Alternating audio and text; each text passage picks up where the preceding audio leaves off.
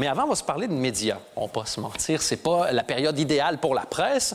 Donc, à chaque fois qu'un nouveau magazine se lance, essaie d'être lancé, nous, on a envie de saluer ça. C'est le cas du magazine Médor, qui a failli d'ailleurs ne pas voir le jour, puisqu'il y a eu une tentative de censure. Après ça, il y a eu un procès, il y a eu plein d'histoires. Enfin bref, même au JT, ils en ont parlé. Le nouveau magazine d'investigation en presse écrite Médor est autorisé à la vente. Après un bras de fer juridique avec la société pharmaceutique Mitra, le juge des référés a estimé que l'interdiction n'était rien d'autre que de la censure. Hugues Angot. La justice donne raison sur toute la ligne au magazine Médor. En cause, cet article sur Mitra. La société pharmaceutique estimait que le trimestriel lui portait gravement atteinte. Elle avait obtenu, il y a une dizaine de jours, l'interdiction de sa diffusion. Aujourd'hui, la juge des référés parle de censure. Un des cofondateurs du magazine et journaliste indépendant. Pour nous en parler, mesdames et messieurs, voici David Leloup. Ça va bien? Merci d'être là. Ce soir, j'en prie. Prenez siège.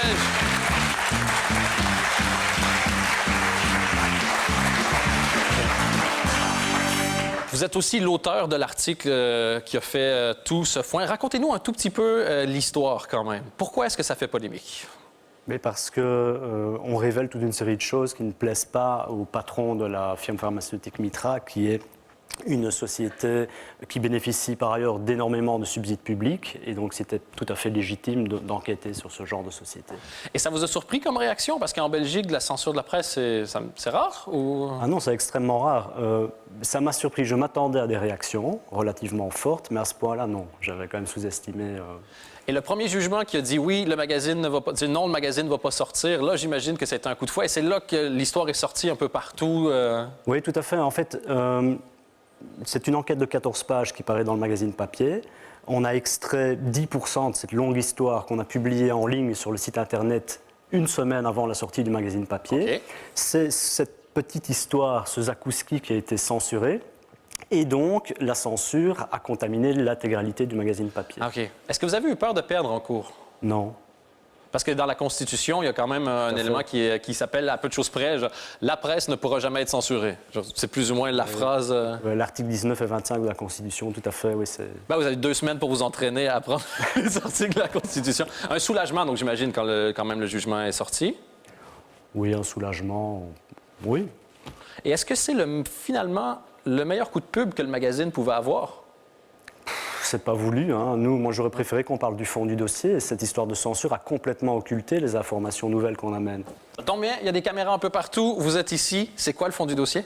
Le fond du dossier, c'est qu'on démontre, document à l'appui, que la société Mitra a manipulé son business plan pour faire apparaître de manière artificielle un besoin de cash, de façon à pouvoir prétendre à des subsides publics.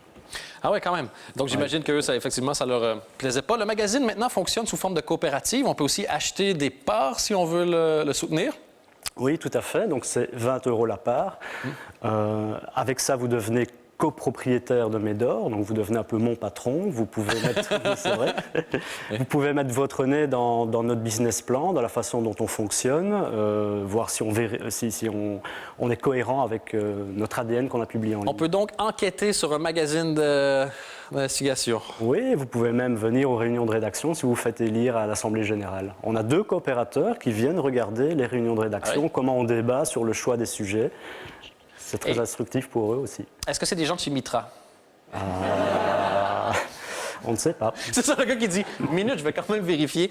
Il y a quoi d'autre dans cette édition-ci? Donc, c'est un trimestriel. Quoi d'autre qu'on peut voir dans cette édition-ci? Ah, mais évidemment, il ne faut pas penser que c'est 132 pages sur Mitra. Non, il y en a 14. C'est juste une enquête. Il y a une enquête sur la SNCB, des soupçons de corruption, signée par Philippe Engels. Il y a le portrait d'Albert Hart, un Namurois qui vit en caravane depuis toujours, en fait. C'est un des rares Belges qui n'a pas de briques dans le ventre. Oui, effectivement.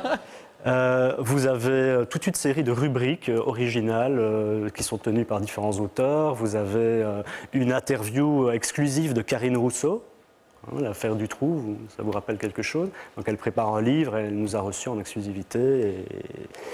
Voilà. Le fait que ce soit un trimestriel permet de prendre plus son temps pour faire, j'imagine, du travail un peu de plus longue haleine. Et d'où venait l'idée justement de faire un MOOC, donc un magazine book, comme on l'appelle? Oui, le but, je pense que Médor est simplement le symptôme de la crise de la presse actuelle. Donc nous sommes au départ 9 journalistes sur les 19 fondateurs qui sommes un petit peu frustrés des conditions de travail qui sont les nôtres quand on est journaliste indépendant. Vous connaissez les tarifs. Oui. Voilà. Et donc... Je fais de la télé maintenant. Et donc on s'est dit, ça ne va pas, on va essayer de réinventer un mode de financement pour pouvoir travailler dans des bonnes conditions. Donc on a créé une coopérative de lecteurs, donc ça peut être n'importe qui ici. On a jusqu'à présent plus de 600 coopérateurs et 2200 abonnés. Fantastique. Et d'ailleurs, on va pouvoir voir la couverture. Médor, si vous le croisez en librairie et que ce genre de choses vous intéresse, c'est pour vous, voilà, trimestriel.